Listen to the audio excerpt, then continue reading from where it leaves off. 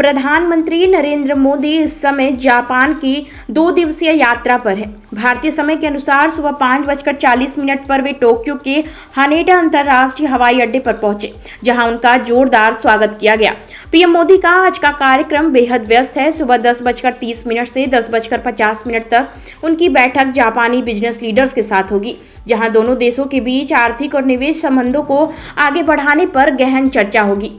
इसके बाद सुबह 11:30 में दोपहर 1:10 तक प्रधानमंत्री मोदी जापान के कई गणमान्य व्यक्तियों से मुलाकात करेंगे।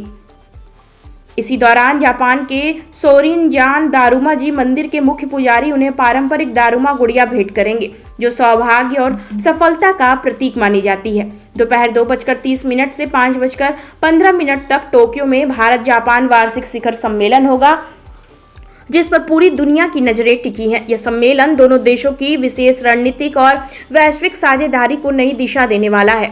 यात्रा से पहले प्रधानमंत्री मोदी ने स्पष्ट किया था कि भारत और जापान मिलकर न केवल आर्थिक और निवेश संबंधों को गहराई देंगे, बल्कि कृत्रिम बुद्धिमत्ता यानी आर्टिफिशियल इंटेलिजेंस, सेमीकंडक्टर्स और अन्य उभरती तकनीकों में सहयोग को भी आगे बढ़ाएंगे। इसके साथ ही दोनों देशों के सांस्कृतिक और सभ्यतागत रिश्तों को और मजबूती देने पर भी जोर रहेगा।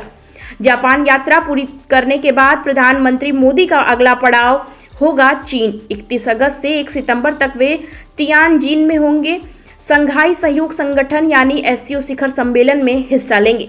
यह दौर कई मायनों में ऐतिहासिक माना जा रहा है, क्योंकि यह 7 साल बाद पीएम मोदी की चीन यात्रा होगी और 2020 में गलवान घाटी में भारत चीन सैनिकों के बीच हुई झड़प के बाद उनकी यह पहली चीनी यात्रा है।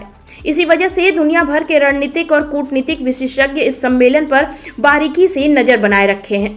जाहिर है, प्रधानमंत्री मोदी की जापान और चीन यात्रा एशिया में भारत की भूमिका को और मजबूत करेगी तथा आर्थिक और रणनीतिक साझेदारी के नए अध्याय भी खोलेगी। बाकी अन्य खबरों के लिए देखते रहिए शेष खबर।